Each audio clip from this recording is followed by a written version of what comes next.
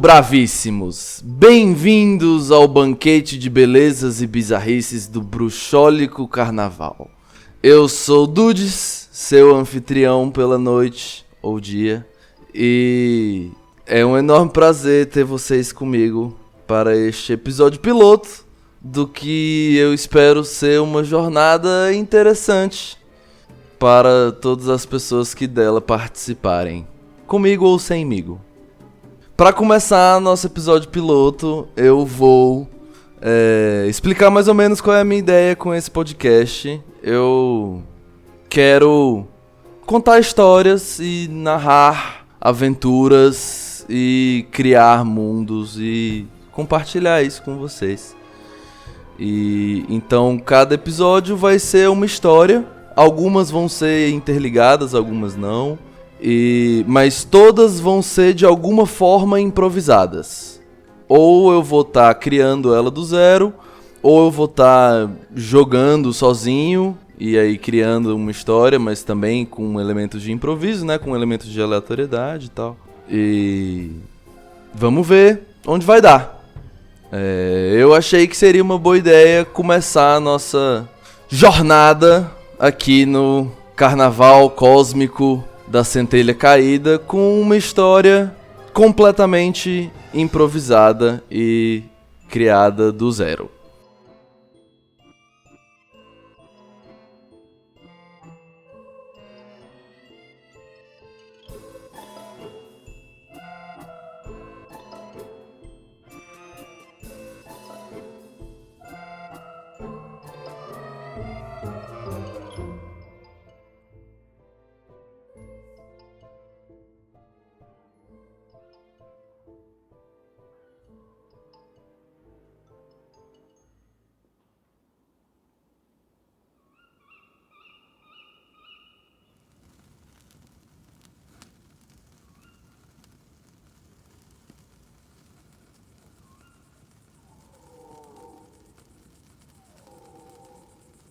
Começava a cair a noite quando Nifrit estava procurando acampamento.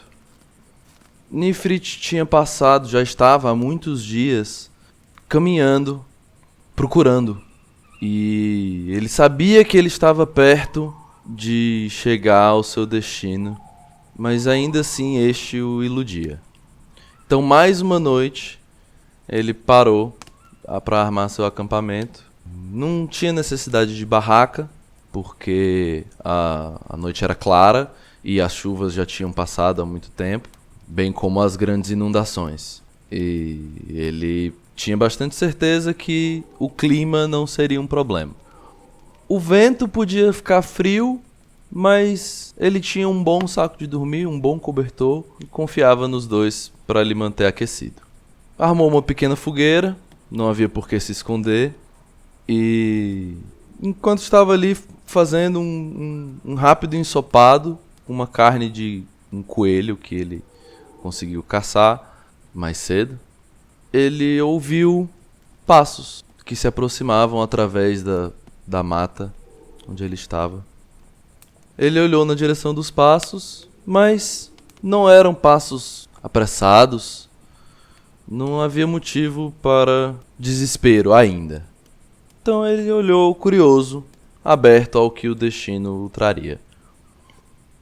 Eventualmente saiu da mata uma figura muito intrigante, com pernas compridas e braços ainda maiores que permitiam que a figura andasse quase de quatro, mas ereta.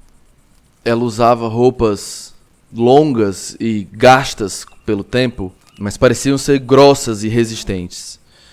Essa figura veio caminhando, seus 4 membros, e ao chegar à beira do círculo de luz que a pequena fogueira de Nifrit lançava, ela meneou a cabeça e disse, na tradição antiga daqueles que viajam: "Salve, salve, que seus caminhos sejam longos e duradouros." Nifrit balançou a cabeça de volta e respondeu, seguindo a mesma tradição: salve a volta, que sempre encontremos caminhos melhores.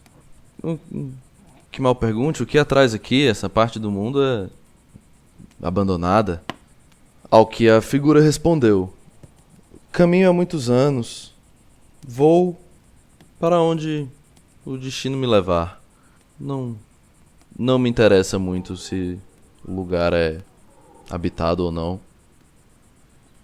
Ao que Nefrit balançou um pouco a cabeça, concordando. E eventualmente respondeu: concordo. Você tem um bom jeito de ver a vida. Como se chama? E a figura respondeu: Naila. E você? Ele respondeu: Nefrit. Eles começaram a conversar um pouco sobre amenidades e sobre a floresta em si, por onde eles haviam passado. Até que eventualmente Naila fez um comentário que fez Nefrit se eriçar. Ela estava falando sobre suas viagens e sobre lugares pelos quais tinha passado, e eventualmente ela falou que havia encontrado em um templo perdido nos baixos pântanos um pergaminho falando sobre o labirinto. Nefrit imediatamente se sentou mais ereto e arregalou os olhos. O que você sabe sobre o labirinto? Ele perguntou.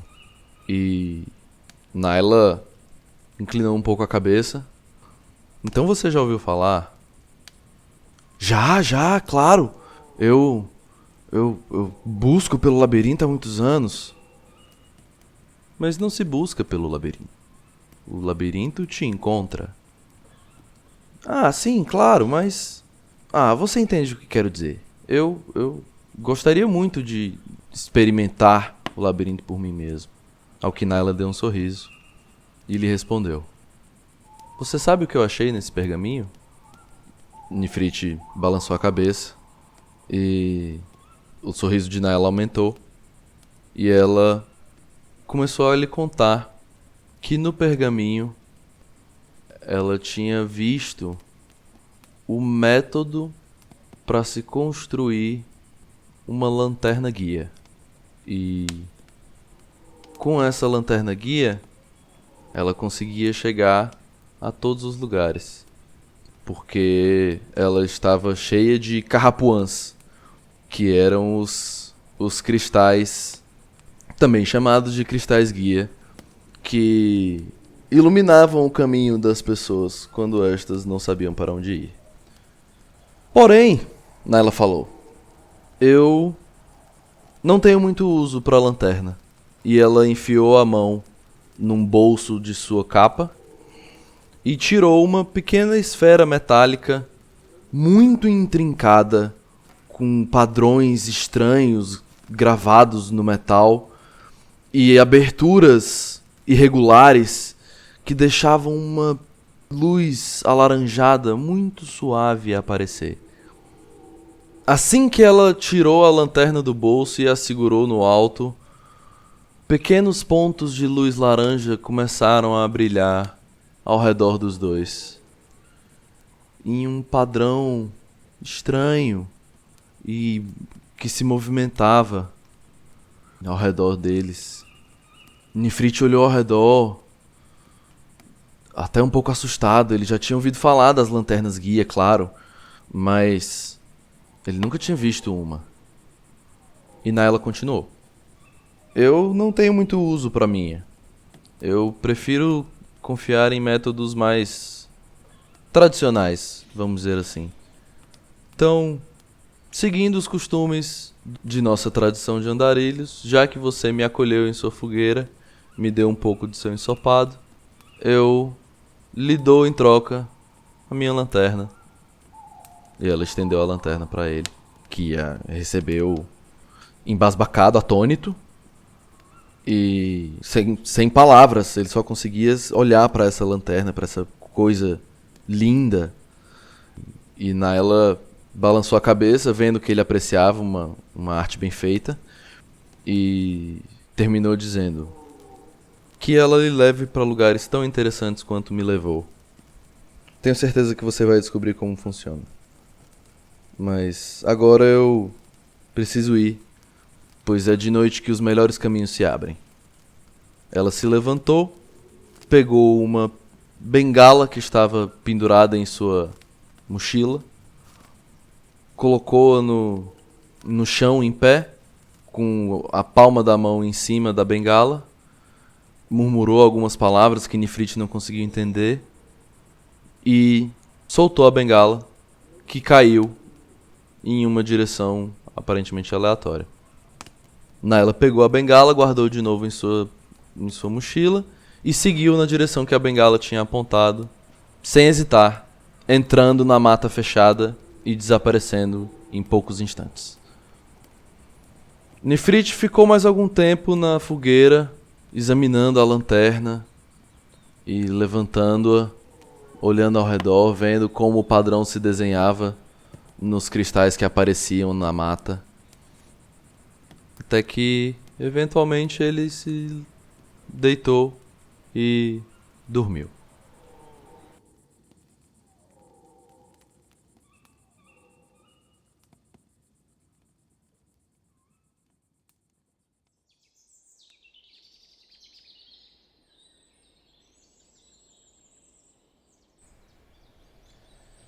No dia seguinte, Nifrit acordou empolgado, assim, já, pensando em como ele ia fazer para usar essa lanterna, para levá-lo para algum lugar interessante.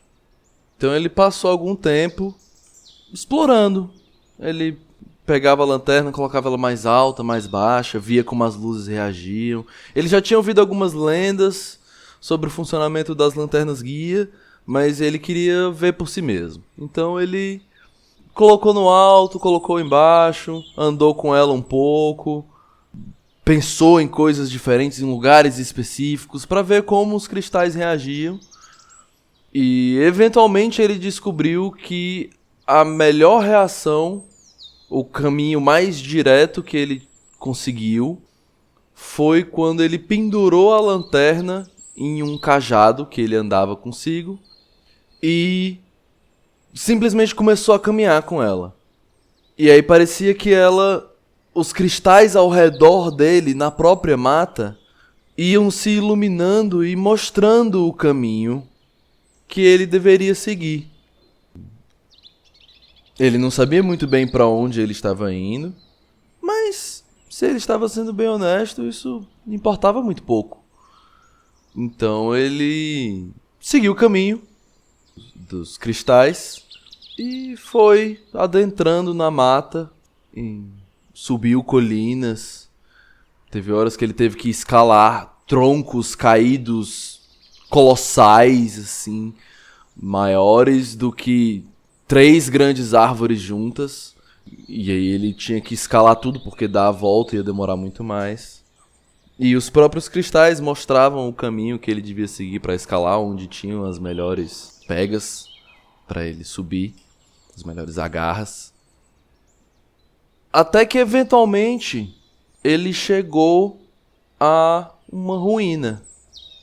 Demorou até para reconhecer, assim, porque muito dessa ruína estava envolto por plantas a um ponto que era irreconhecível. Qualquer que fosse a estrutura que um dia tinha estado ali era completamente irreconhecível.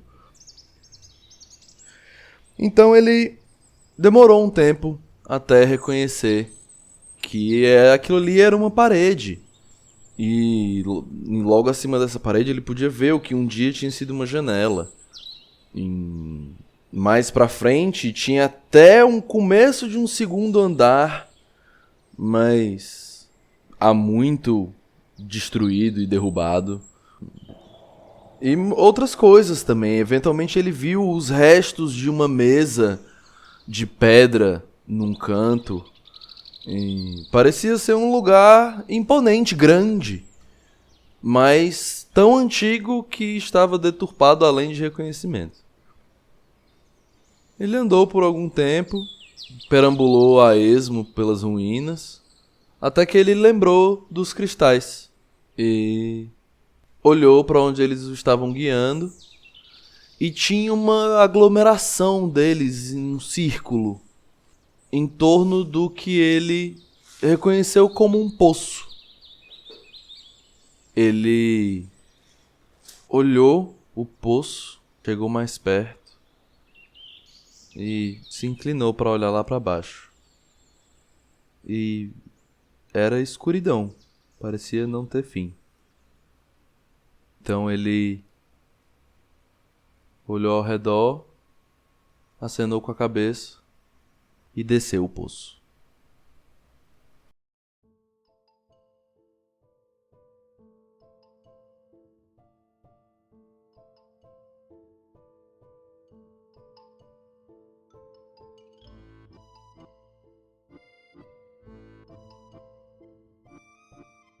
E por hoje a gente fica por aqui. Essa foi a história do nosso episódio piloto. Eu espero que vocês tenham gostado. E quaisquer críticas, elogios ou sugestões, estou sempre aberto. Foi um grande prazer e boa viagem.